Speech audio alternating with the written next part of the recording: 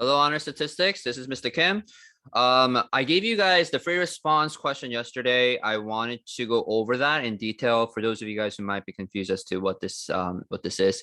And for those of you guys who still haven't turned in yet, I still would like for you guys to work on this either by looking at the video while working on it, because the main idea is for you guys to have something to turn in to show me, but also at the same time have these resources by your side when you're trying to solve the free response questions on the day of the test.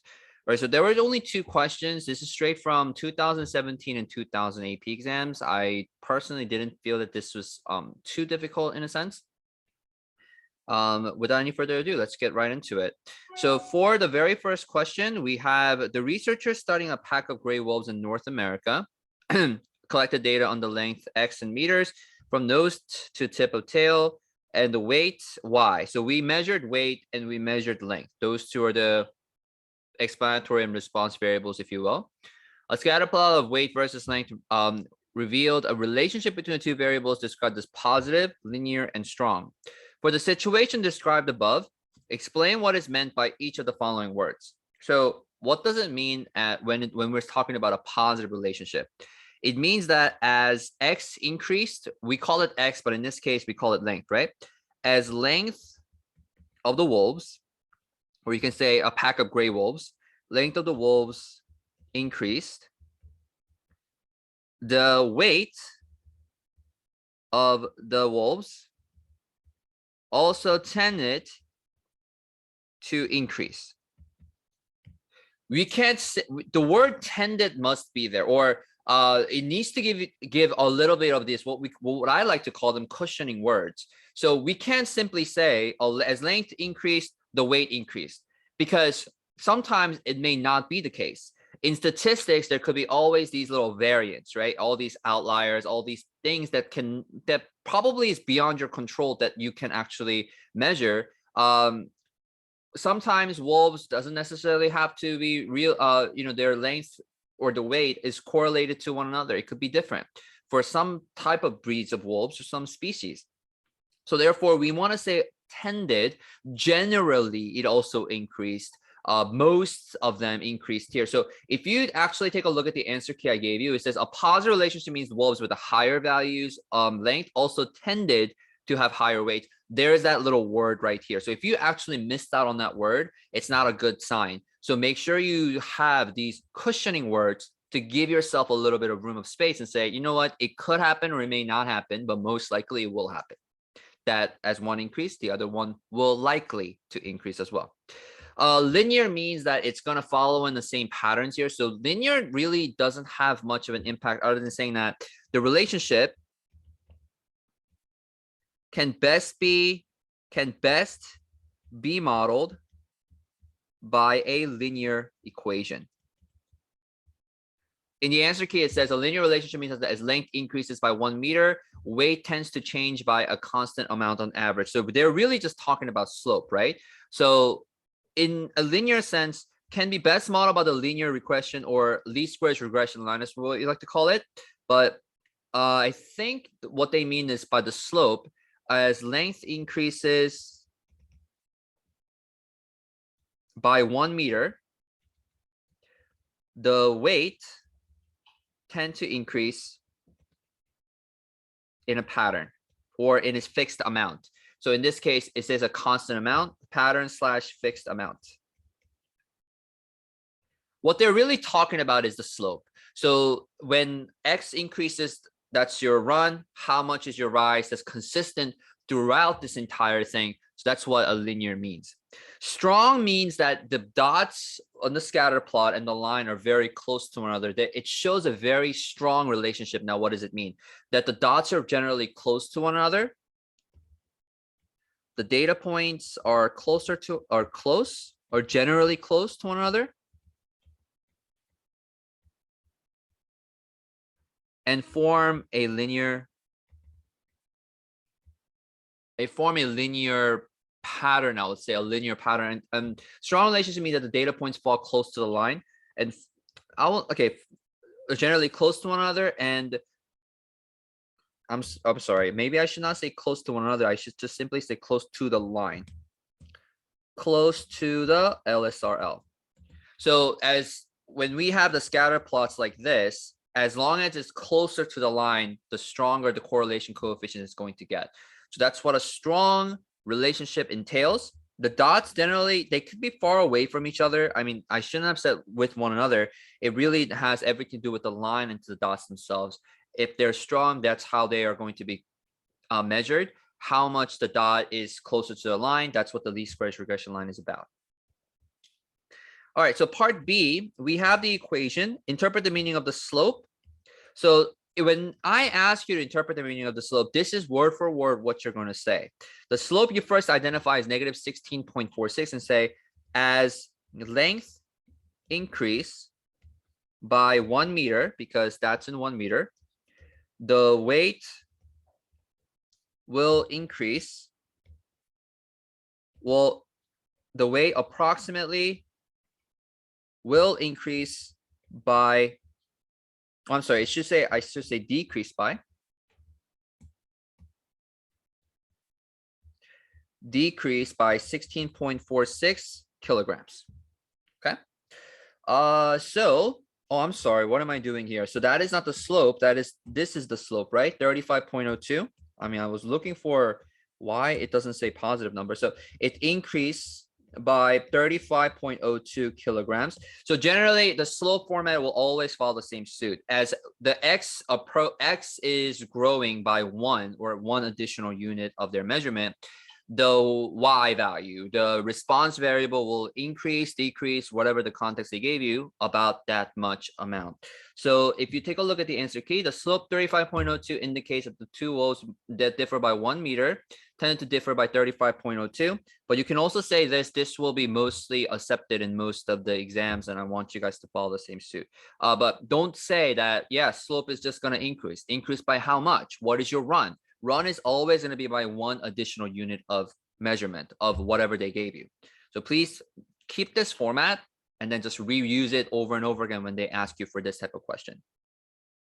One wolf in pack with a length of 1.4 meters had a residual, we talked about this yesterday or 2 days ago, of negative 9.67. What was the weight of the wolf? Weight of the wolf for the actual one, residual, is always actual minus predicted.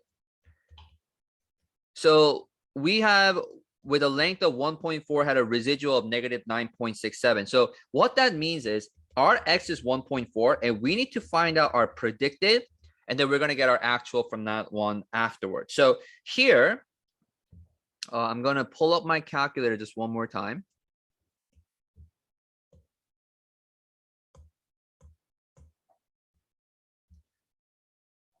Okay. All right. So now you're going to use this equation. I'm going to store 1.4 into the x, or, you don't have to use this as a fancy way of, doing things, but you can just plug in 1.4 into the equation. Negative 16.46 plus 35.02x. By doing that, I'm able to get 32.568 as my predicted. So predicted weight is 32.568 kilograms. Now, they tell me that the residual is not negative 9.67. If that is your actual, which I'm going to call x, minus the predicted that we just found, all I got to do is just add this on the other's opposite end, and I should be able to get the answer, right? So my actual weight of the wolf, negative 9.67, plus that answer, it's 22.898. I don't think they asked me to round it up. I'm going to say 22.9 kilograms. And I believe that should be our final answer as well. They said 22.898 exactly, but this is how you would use the information that's provided for, for you, and then just use it to your benefit. Use the formula for the residuals. Just plug in the equation, plug the number into the equation, and get the number. Actual and predicted are always the ones you use for the residuals. All right, so this is the second question. We have the two, we have pain relievers, and it seems to me that A goes in the horizontal fashion like this, no matter how much dosage I'm imposing, and B tends to grow in this kind of like a semi-exponential / linear format. So the more dosage you increase, the higher it will be. Starting from maybe around like 270 to 275-ish or so. All right, so based on the scatter plot, describe the effect of drug A and how it is related to the strength in milligrams. So describe the effect of drug A. So it seems to me that drug A seems to have pain relief of about 65, starting at 210 milligrams of dosage. Is it called dosage or range from randomly dividing into drug A or given different of strength? I'll just use the word strength using the context as provided. However, so drug A seems to have pain relief of about 65, starting at 210 milligrams of strength. At about 400 milligrams of strength,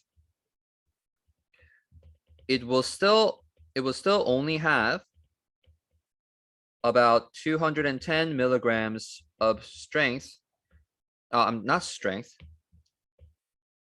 It will still only have about 65 of a pain relief of 65. This means that for drug A, no matter the pain relief is not affected by the amount of dosage, amount of strength it is administered. I mean, this is something that I would say. If you read the answer key here that I provided for you guys, I think they said drug A produced the average pain relief of 55 to 70 range for strengths between 210 and 400. Pain relief doesn't appear to depend on strength over ranges of 210 to 400. So they specified that this only goes up to between 200 to 400. So the only mistake that I probably made from this was that this means that for drug A, the pain relief is not affected by the amount of strength it is administered from 210 to 400 milligrams of dosage of strength. So you're just kind of describing what's happening. I mean, obviously you guys can say it in your own terms, but you have to specify as much as possible in the context. Don't give me like a simple sentence to say, yeah, A is a straight line, or A, like drug A doesn't really provide much growth in pain relief. Be more specific, provide numbers, from 210, they tell you that it's administered from 210 to 400 milligrams. So please keep that in mind. So that should be for drug A. And for drug B, describe the effect of drug B and how it is related to the strength in milligrams here. So for drug B, it's like I said before, as soon as it goes from 275 or above, then it slowly start to show much more pain relief levels, depending on how much strength that you administer. So first, what you would say, drug B seems to have almost no pain relief level, starting at 210 milligrams of strength. Because we can see that starting from here, it's relatively close to being zero. Then about from 275 to 400 milligrams, the pain relief level seems to increase from, I would say, 10 to 90, from 10 to 90. So we want to say that from 275 to 400 in that short span of the strength administered, our pain relief level goes from 10 to 90. And so you specify what the number is, providing the specifications. Then you say how it is related to strength. This means that the more drug B is administered, the higher level of pain relief the subject will feel from 275 milligram to 400 milligrams of strength administered of strength of drug B, okay, of 400 milligrams of strength administered to the subject. I know that I'm not the best in just trying to describe what this is talking about, but like in terms of grammatical sense, I hope you can just please be forgiving. But what I'm trying to say here is that so for this means that the more the drug B is administered, the higher level of pain relief the subject will feel from 275 to 400 milligrams of strength, or you can say starting from 275 to 400. I think I can just kind of erase this. So only from those two ranges alone, you will start to see some sort of a positive relationship. Before that, it's just a gimmick. No matter how much you administer, you're not going to see any pain relief or any of that sort. So it's pretty much not useful. Part C, which drug would you give and at what strength if the goal is to get a pain relief of at least 50 at the lowest possible strength? I think it's pretty clear as day as to what drug you should use. So you should say drug A. Justify your answer based on the scatter plot, because drug A already has pain relief level of, I would say, about 65-ish, has an average pain relief level of 65 starting from 210 milligrams of strength. Because we're comparing, we want to say whereas drug B does not show any significant pain relief level until 275 milligrams of strength is administered. Or we can say that in order for drug B to reach about 50 pain relief, it needs to be about, I don't know, you're really just eyeballing this, like 335 or 340-ish. I'm just going to say 340 milligrams of strength administered